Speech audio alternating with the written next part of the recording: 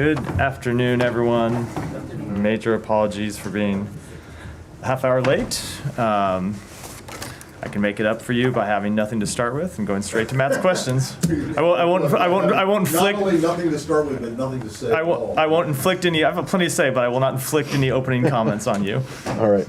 Can I just start with something which I think you're going to dispatch with pretty quickly? But this guy who's been charged in the apparent assassination attempt of former President Trump over the weekend, did he ever come to the State Department's attention when he was in Kyiv advocating on behalf of both the Ukraine and on behalf of Afghan citizens? And when I say come to attention, did he register with the embassy while he was there, as you ask or suggest that people should do, or did people bring him to your attention, or did he make any contact with embassy officials? Yeah, I will. I'll have to go back and check the answer whether he registered, whether he had any contact with the embassy officials.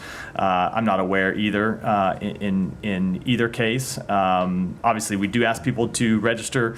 Sometimes embassies are aware of people traveling inside a country, especially if those people are doing media interviews and otherwise being high profile, even if they don't register with the department. But I'll have to go back and check and see. So you don't know the answer to I don't. I can check.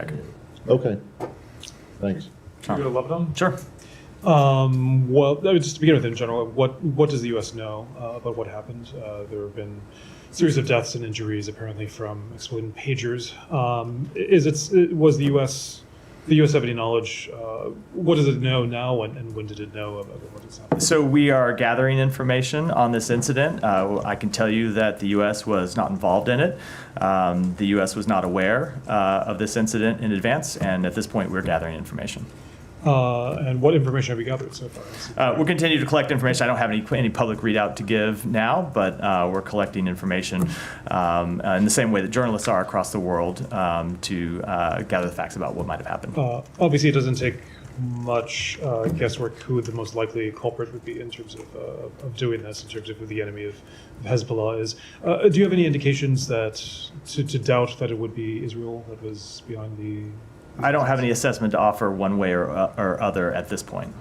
And I know you're saying that, but in terms of what this means, I mean, there's been for a number of weeks the talk of dialing down, or at least not having a retaliation from Iran over, sort of a tit for tat, if you will.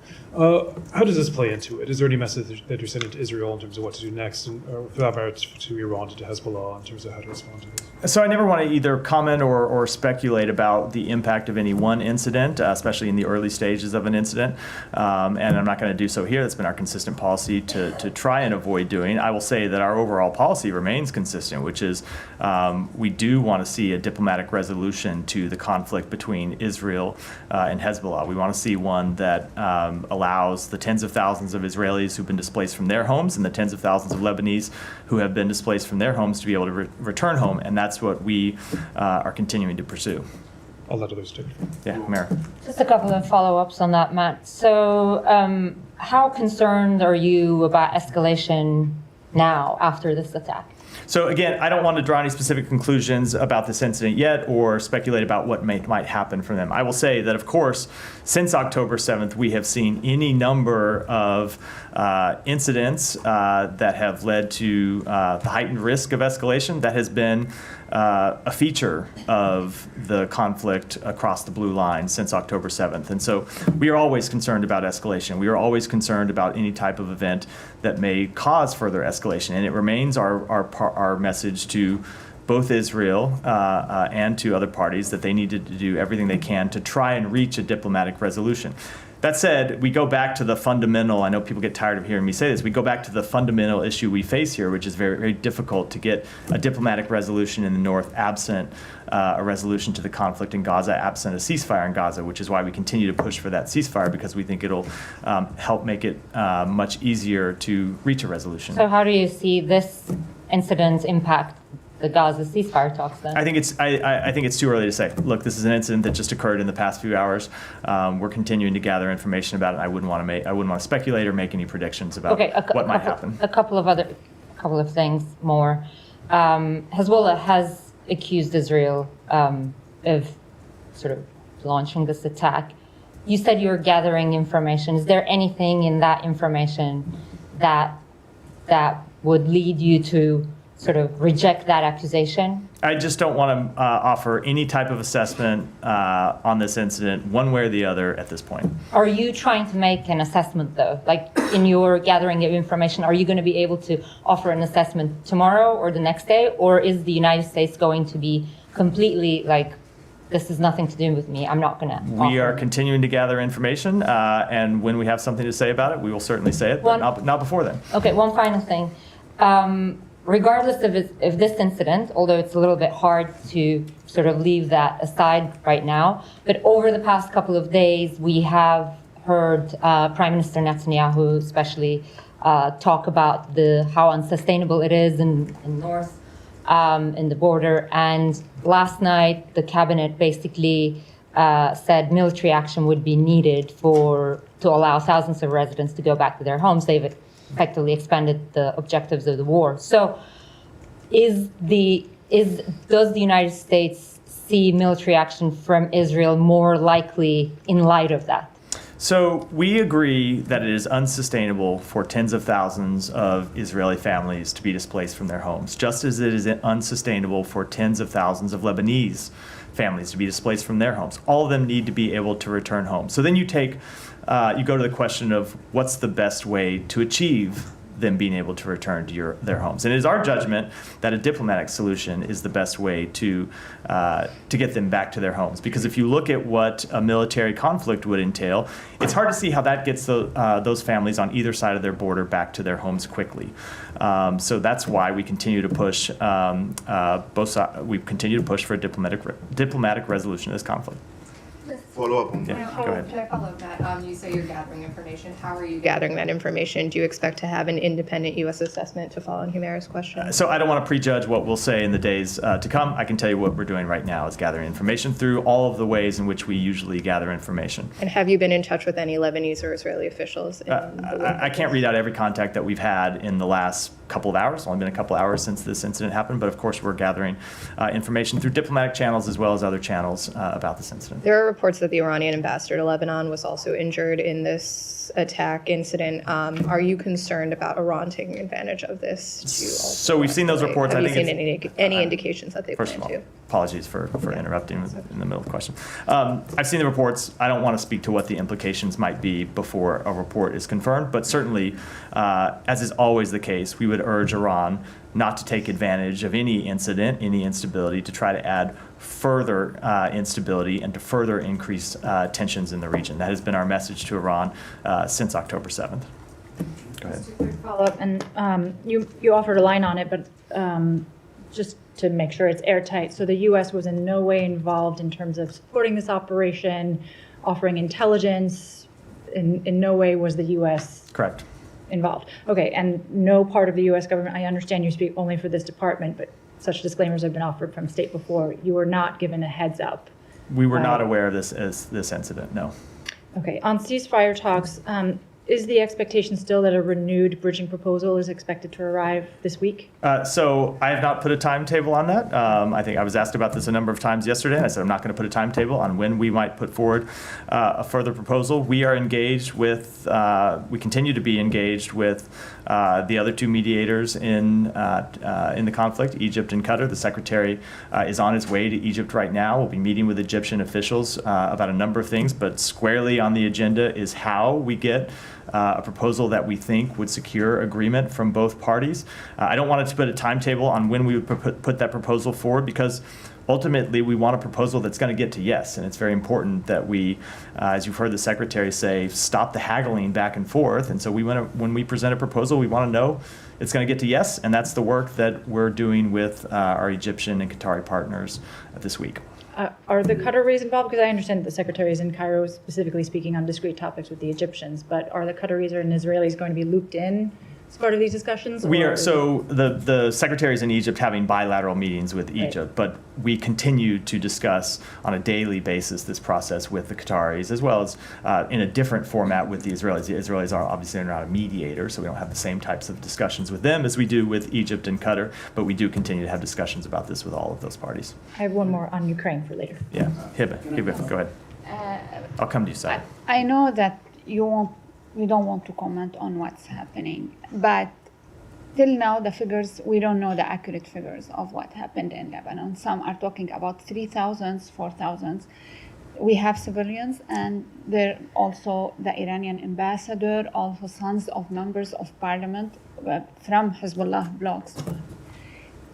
The question, do you think that this is a legitimate target for any party to do that, whether it's Israel or someone else? Because there are Hezbollah targets in this, if it's attack or incident or whatever you want to call it. So let me not comment with respect to this specific incident in answering the question, only because there are a lot of reports out that in many cases are not yet confirmed. And as you well know, sometimes in the early hours, the reporting you see in the early hours tends to be somewhat off the mark. It gets supplemented with additional facts as time goes on. So I will just say what we believe are legitimate targets and what are not legitimate targets. Obviously, we believe that civilians are not legitimate targets for any type of operation, and that no country should be targeting civilians. No country nor organization should be targeting civilians.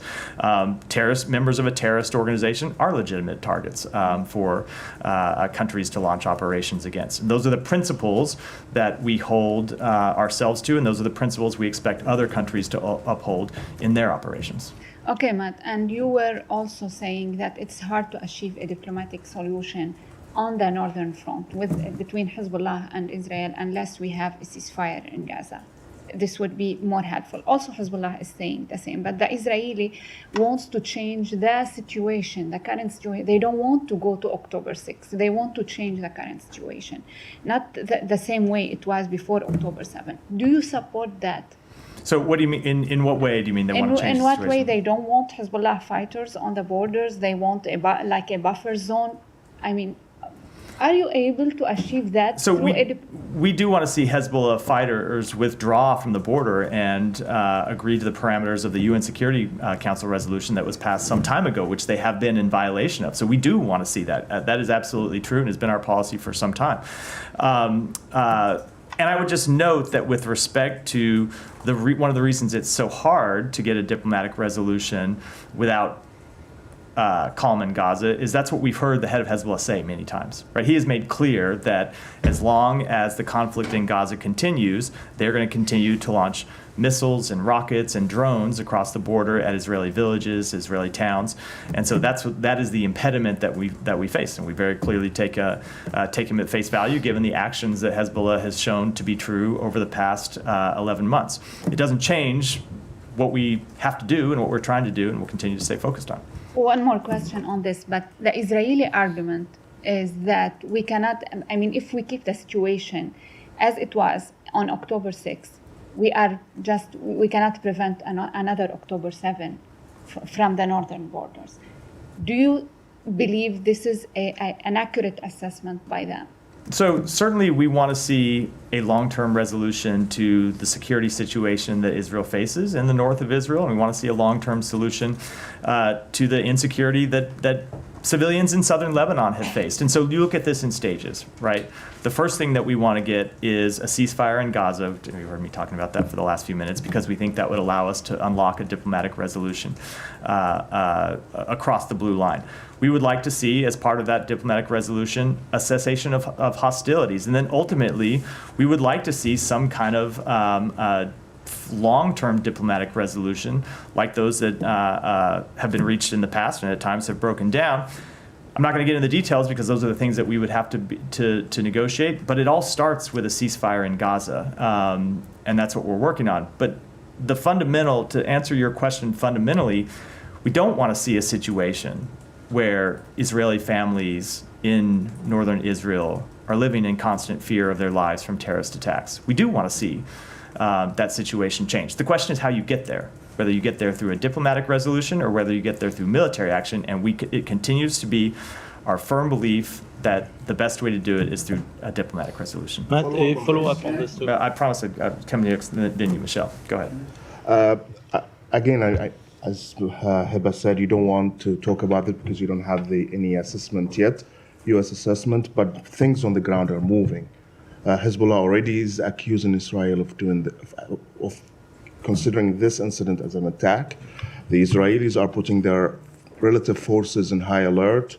There are some reports that Israel will declare soon that the Northern Front is the main front in this war. Do you still believe that your influence is capable of holding this conflict from not exploding into a regional war? Because it seems that it's slipping from your So hands. it is not, I understand why you posed the question to me.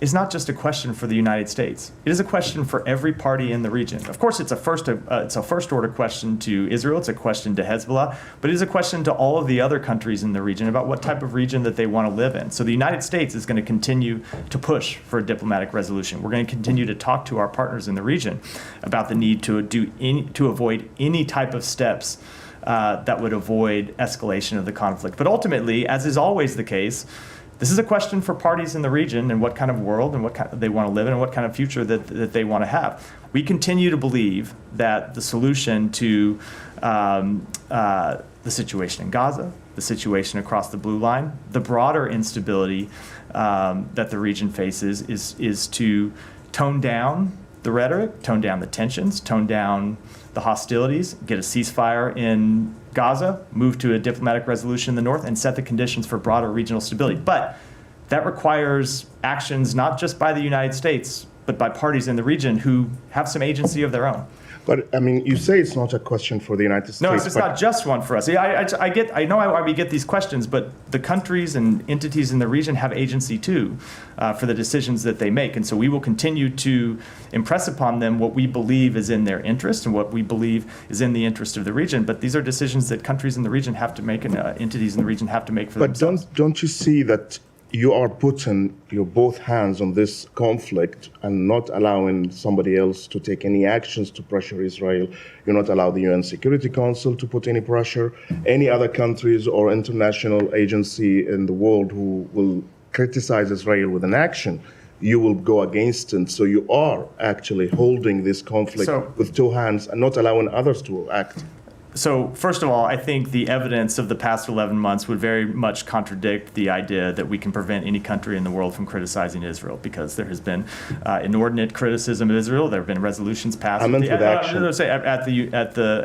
the UN. Countries are free to take the steps that they want, and you have seen a number of them across the world do that.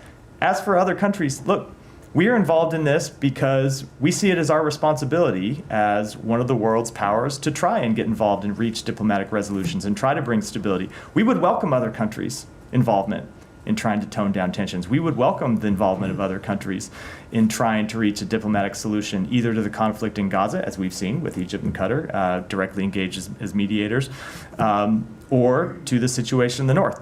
There is, in many cases, a paucity of other countries willing to step up and take that job. Matt, on this one, You would welcome Iran. We would certainly welcome Iran stopping funding terrorist organizations that are behind these attacks and behind much of this instability. Look, if Russia, let me say China, we've been very clear on a number of times that we would welcome their positive involvement. With Russia has this burgeoning security relationship with Iran. If they were to use that influence with Iran to tell them to tone down their support for terrorism, we would absolutely welcome it. Now, I don't think that's going to happen, but we would certainly welcome taking those steps. Just to make the point, I mean, to play devil's advocate here, when those countries tell you that maybe you should do something by toning down your support for Israel, you say, no, that's just not going to happen. Look, right? we obviously have a different assessment of what's productive and what's not. Go ahead.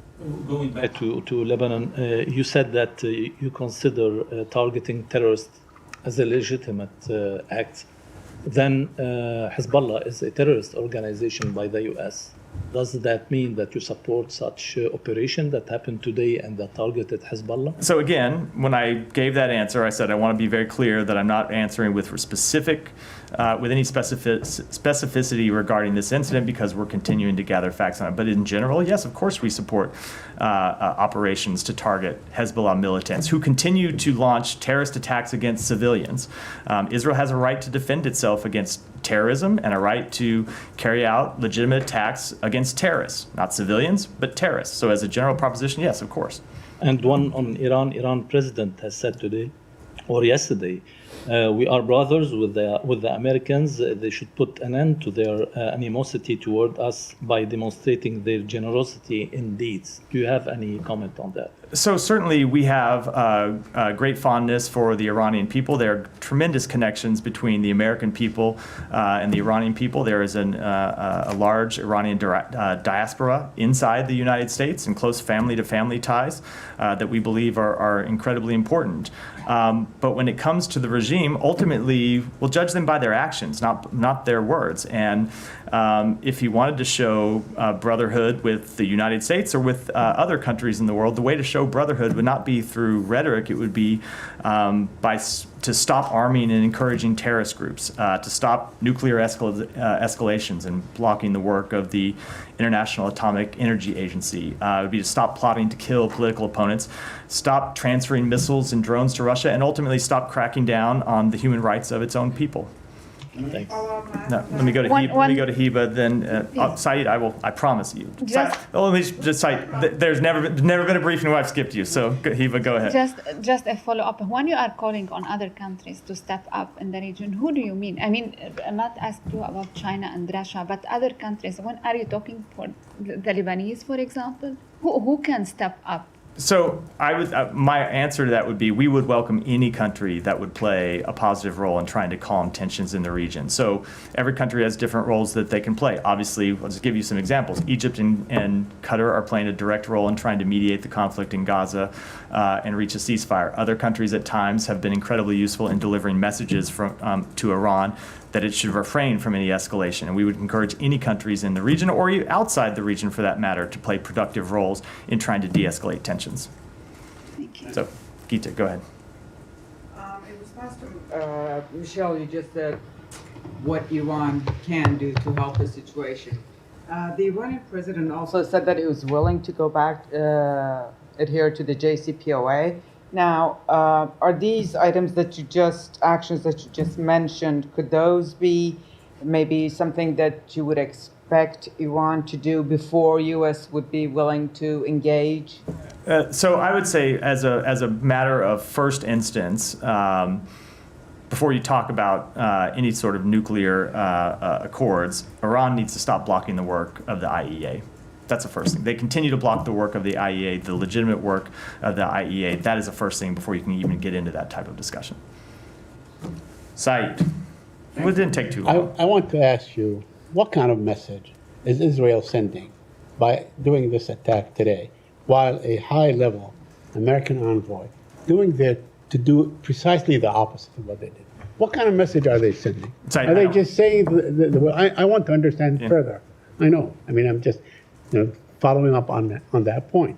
So, because Israel has like a tradition of doing that. I mean, every time there's a high-level American visitor, they either increase settlements, or they attack, or they increase their attacks and do things like this. So obviously, they're not really interested in what you're calling for in diplomacy. Isn't that true? So I don't have anything to add about this incident than what I said in response to the previous questions. I will say with respect to diplomacy, as I said in response to one of the other questions, countries have to make their own decisions, but we continue to believe that a military escalation to this conflict will not achieve Israel's goal of returning the people who have been displaced from their homes to their homes quickly. I mean, I just want. I'm talking about not the incident itself, but the pattern in which Israel has been, basically well known for over many years. I mean, we all remember when President Biden was vice president. He went there for the first time, and they had this, announcement of settlements and so on. There is, sort of a tradition. Okay, so let me take you back to the legitimacy of targets and so on. Yesterday, a group of settlers attacked a school in Jericho. they beat up the students, they broke their bones, they beat up the teachers, and so on. Are they a legitimate target? Should they be a legitimate target by the same kind of definition that in which you have defined the other targets? Are civilians who the settlers attacking legitimate targets? Absolutely No, not. I'm Of saying course not. the settlers who have attacked the civilians. The settlers should be. Should the settlers be a legitimate target? The settlers should be held accountable through law enforcement means, Saeed. I'm Not asking, through, but- hold on, not through any type of extrajudicial process or military process. They should be held account by law enforcement, which is what we would say about any type of violent attacks on individuals. That the law enforcement ought to hold them accountable to the full extent of the law. Although they do take the law into their own hand time and time again, very violently. Absolutely, which is why we believe they should be held accountable. And as you've seen the United States make clear through our own actions, if and when Israel does not step up and hold people accountable, we will do so ourselves. I know that you can, you in years past, you designated the Kahana group as a terrorist organization. Should, armed settlers like this, that you keep sanctioning and so on, be also named as terrorist organizations? I'm not going to speak to any type of designations before we would make that any such determination, but we will continue to hold extremist settlers accountable for violent actions. A couple more questions.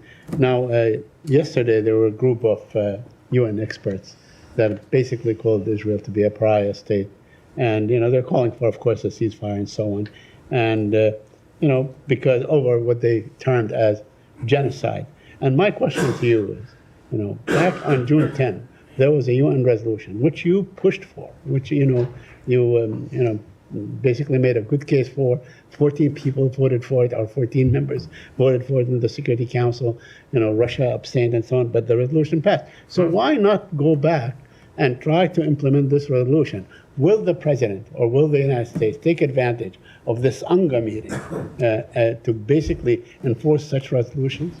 We are trying to enforce that resolution, Saeed. The way to enforce that resolution is to reach a ceasefire. If you remember what that resolution called for, it was for a ceasefire to the conflict in Gaza. Right. And the secretary is on his way to Egypt right now to try to finalize that ceasefire as one of a number of administration officials who have been working to get that ceasefire over the line in the past few weeks. But although it seems that the Israeli prime minister keep moving the goalposts, he keeps moving the goalposts now, including Lebanon, including this and so on. As to the thing, they're the ones that keep changing the terms of the resolution that Hamas has agreed to, the mediators have agreed to, and so on. So while I'm not going to negotiate in public, Saeed, I think it is well known, it's been well reported, and I've spoken to it from here that we have seen Hamas make additional demands through this process as well. And finally, I know you said that you don't want to talk about a timetable as far as the new proposal is concerned and so on. Is it likely to occur between now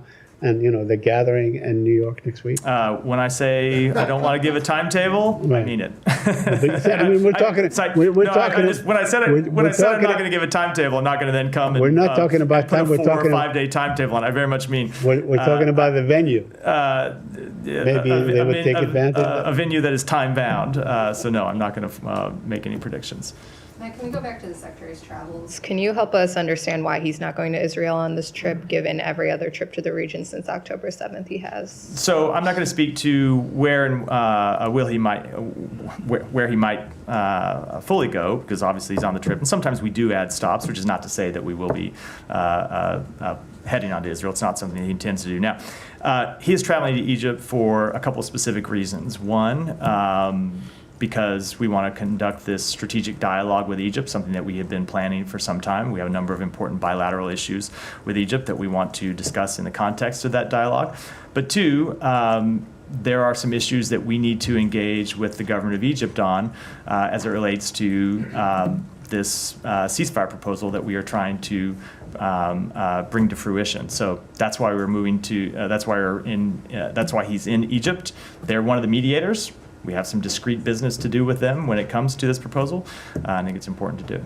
And you didn't see it as important to then go to Israel and continue to try to build political pressure around this deal? The proposal is not ready to present to Israel at this point, so it would be premature to be presenting such a proposal or doing any other diplomatic engagements around it before we have it ready. And then one more on the American killed in the West Bank. Has the Israeli government identified which unit in the IDF was responsible for her killing yet? I don't know if they have. I'm not aware if they have. They may have to other people inside the department. I'm happy. Is the U.S. pressing them for this information to be able to conduct your own sort of assessment, whether U.S. weapons were involved, for example? We are pressing them for a full, transparent investigation. Obviously, as part of that investigation, it would include the unit. I don't think this is information that would be ultimately difficult to come by, and without saying what we will or won't do. Obviously, whenever there are any type of incidents such as this, it is the type of thing that we conduct our own assessments when it comes to fulfilling our own obligations under U.S. law. Is there any sense that it could be anything but a U.S. weapon given the number of weapons that are given to the IDF? I don't think I can say one way or the other when there's an ongoing investigation. Yeah, go ahead. Ukraine, unless there's Go other ahead. Middle East. Yeah. This morning, Ambassador Linda Thomas-Greenfield described President Zelensky's victory plan. First, she confirmed that the U.S. has seen it, and she said it lays out a strategy and a plan that can work. I just want to confirm first that Maine State Department has also seen the plan and shares this view.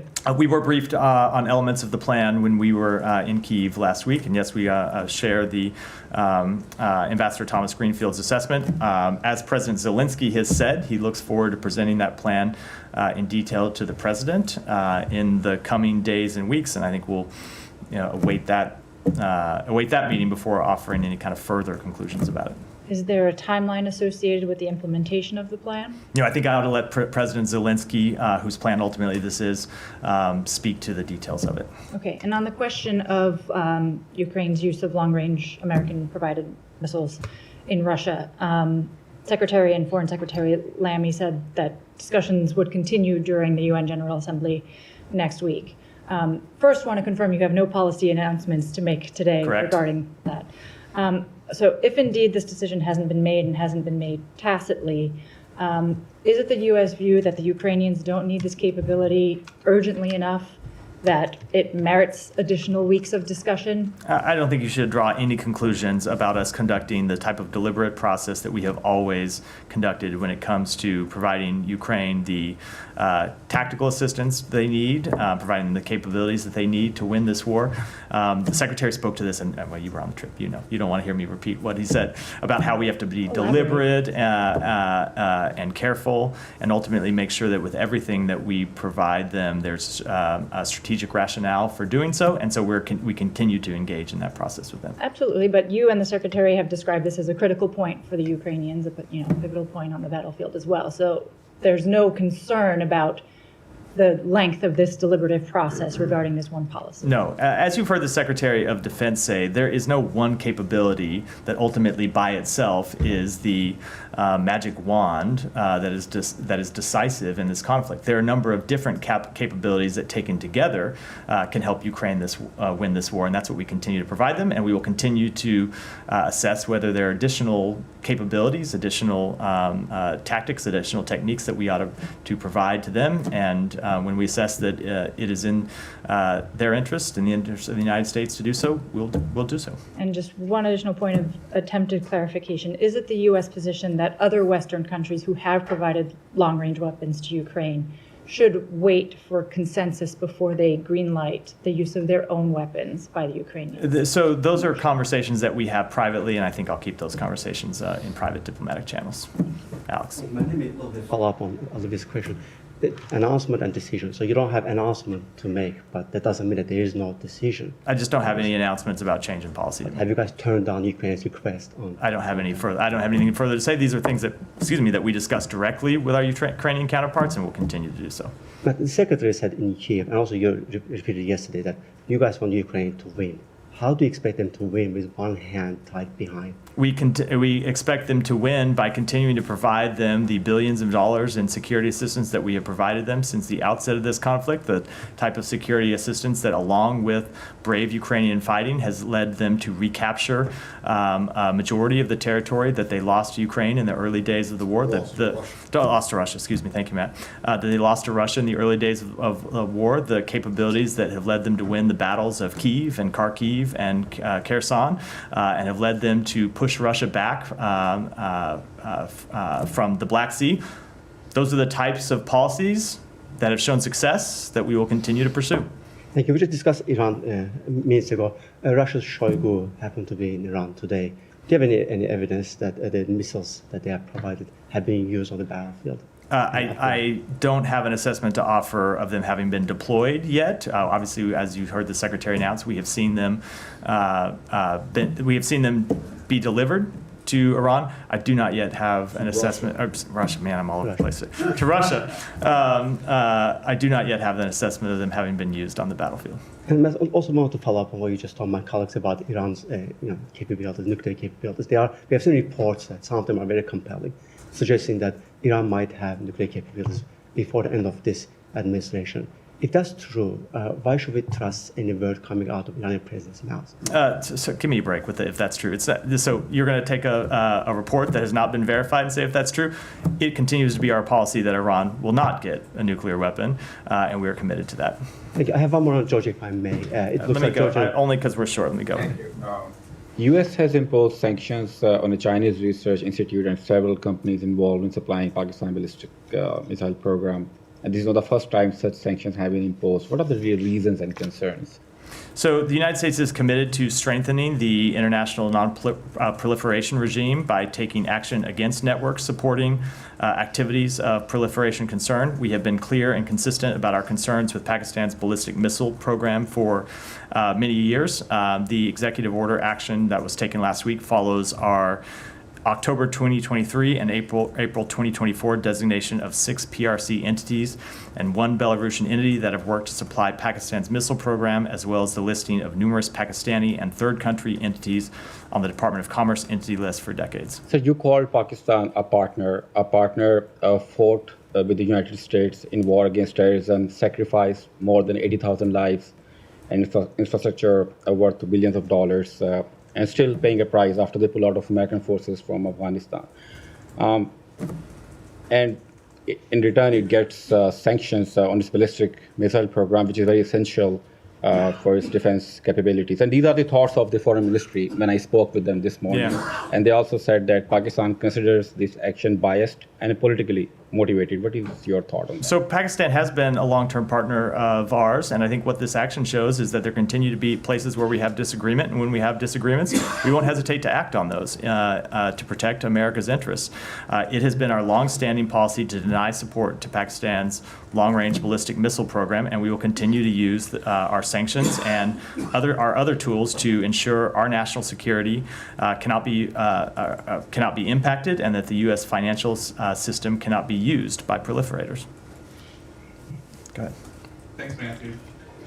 What's the Secretary's reaction to the House Foreign Affairs Committee doing a markup of a resolution to hold him in contempt of Congress for not complying with the subpoena to appear before the committee related to its report about the withdrawal from Afghanistan? So we continue to not understand why the committee has chosen to take this step. As I said in response to a question from Matt yesterday, the Secretary has testified 14 times before Congress on Afghanistan. 4 of those times have been before this committee, including one appearance that was exclusively focused on Afghanistan. That was the sole subject of the hearing. We cooperated with their investigation into Afghanistan, provided them with documents, provided them with witness interviews. And we have tried to accommodate their request for a hearing. They asked for a hearing this Thursday. Obviously, the Secretary is traveling, trying to advance a ceasefire. He's not able to be there because he's doing the important business of the United States. But we've said we would make the Deputy Secretary available, and we have offered the Secretary to appear at a later date. And so we wish later date? These are negotiations that we have with the committee, but we've offered a later date when he's not traveling overseas, conducting important foreign policy interests of the United States, or otherwise engaged in these critical meetings that he has to do on behalf of the country. We have offered his testimony, and if they're fixated on this date, we have offered the testimony of the Deputy Secretary, and we wish that they would take yes for an answer rather than moving to this extraordinarily unnecessary and unproductive step. But he will show up for a hearing. You guys are not fighting the subpoena in court. They have. We are not at that point yet. They have moved directly to contempt when we were in what we thought was the middle of the type of negotiation process that the Supreme Court has said Congress must carry out when it comes to asking for testimony from executive branch officials. They asked for his testimony. We told them that we would engage with them on a date. They sent a subpoena. We told them that he was traveling to work to try to secure a ceasefire on the date of their subpoena, but we would be happy to accommodate them in other ways. And they, for some reason, have moved to this extreme step. I can't explain it, but we will continue to make clear to them that we will accommodate their legitimate oversight interests to the extent we can. But when it comes to just picking one date and saying the secretary has to be here when he has for some time planned to travel overseas to try to advance the foreign policy interests of the United States, that is not the type of legitimate accommodation process that the Supreme Court has said the Constitution requires. And finally, Russian President Vladimir Putin is directing the army to add 180,000 troops, bringing the total number to 1.5 million. This would make Russia's army the second largest worldwide, overtaking the U.S. Army, which is in third place currently. How is the U.S. planning to respond to this move? Does this concern Western allies at all? Well, let me just say first, it's another sign of the desperate choices that Putin has had to make to sustain this war. You've already seen it be an extraordinary drain on the Russian economy. You've seen Russia pay an extraordinary cost in deaths and casualties, hundreds of thousands of Russians who have been killed or wounded in this conflict. And this action just shows that he is continues to be committed to sacrifice the lives of thousands, hundreds of thousands of his fellow citizens for this needless war. Thank you. Yeah. Just wanted to follow up on Saeed's question on the school in the West Bank. Yeah. So earlier this year, you announced a policy of sanctioning Israeli settlers who commit violence against Palestinians, and since then you've sanctioned several settlers. But you have also said that the establishment of settlements themselves in the West Bank is inconsistent with international law. And since these settlements that house extremist settlers are considered to be illegal, why aren't any of these sanctions placed on the illegal settlements themselves? Why isn't there a policy of sanctioning illegal settlements? So you have seen us sanction not just individuals, but organizations who have been involved in violent conduct, and that continues to be our policy to sanction those involved in violent conduct when we see the government of Israel not taking appropriate steps to hold them accountable. When it comes to the questions of settlements, yes, we have made very clear that we believe that they're inconsistent with international law. And fundamentally, this is the something that we believe needs to be resolved through negotiations for two states, which we continue to push for. But if you consider them to be illegal and they are establishing more settlements as we speak, why not sanction since they are illegal? I don't understand why. We have sanctioned people based on violent conduct, which is the authorities that we have under United States law. Ultimately, we have a policy question about what the ultimate way is to achieve a resolution to the very difficult situation in the West Bank. And we believe the way to resolve this question ultimately is through the establishment of an independent Palestinian state, something that I know is extraordinarily difficult. It's why people have been working on it for decades, but that we will continue to pursue. Can I just make sure that you're getting the premise of the questions, completely legitimate questions, are that you believe that the settlements are illegal. That is not U.S. policy. As I said, we believe they're inconsistent. Inconsistent. Yes, exactly. But you haven't corrected him. He said illegal numerous times, and you have answered, such as we believe that you think that they are illegal, quote unquote illegal, and that is not the U.S. position. So our position is, and I'll just say as a note that I oftentimes don't go around taking those questions. I use my own words, and yes, we believe that they're inconsistent with international law. Gita, go ahead. Question on Turkey. Undersecretary John Bass met with his Turkish counterpart today in Turkey. I was wondering if you have a readout. I don't. I apologize. I haven't talked to Undersecretary Bass or other officials on the trip. I'm happy to take it back and get you a readout. A question on Mexico.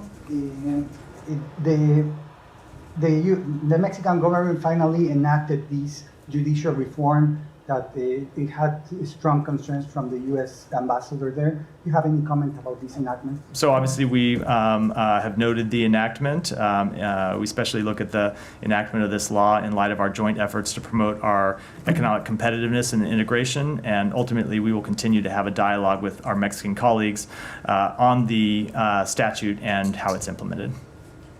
Could I just pursue that? Yeah, go I mean, ahead. the ambassador said that it will affect the investor confidence. I mean, is that still the case? Is the U.S. still seeing a downward spiral, if you will, in Mexico because of these? We stand by everything the ambassador said, and what we're going to do now is have a dialogue with our Mexican colleagues about how this law is implemented. Julio. Thank you very much, Matt. In Pakistan, for the first time, there is accountability of military generals going on. So there is one general of the intelligence who is arrested for corruption. Pakistani people and journalists are very excited and are hoping that State Department could release the asset details of the Pakistan military generals who have them. Tons of them have properties here. Can you make it official? I don't have any update on that. No. Okay. But is it in your notice that the same channels to transfer the money for the money laundering that they use to bring it to America, it's the same channels the terrorists use to transfer money to each other as well. And a Pakistani guy just recently has been arrested in Canada for doing a terrorist activity. Look, we're going to continue to enforce all U.S. laws that as they relate to support for terrorism, but I don't have any comment on those specifics. Just the last one. Today, Pakistan and Afghanistan has another very interesting diplomatic thing going on. I'm sure you're aware about their firing with each other's soldiers. Today, the Afghan diplomat in Pakistan did not stand for the Pakistani national anthem because he said that there was music with the national anthem. Do you have about these jokes going on in diplomacy in that part of the region or no? No, I just don't have any comment on that. That's not a matter for the United States. Go ahead, and then we'll wrap there. Thank you so much. Let me ask you on Georgia. In response to the sanctions, the Prime Minister of Georgia stated that this was not the decision of the State Department, but it was made by some other groups. And just now, a statement was released from the Prime Minister's administration indicating that, and I'm quoting, "With this decision, the American side has drawn closer to critical limits." What is your response closer to that? to who? To limits. To limits. I'm not going to deal with that. I will say in the United States, unlike some countries in the world, it is the democratically elected government that makes our policy choices and no one else. And with that, I will wrap for today. Thanks, everyone. Thank you, Matt. Thank you, Matt.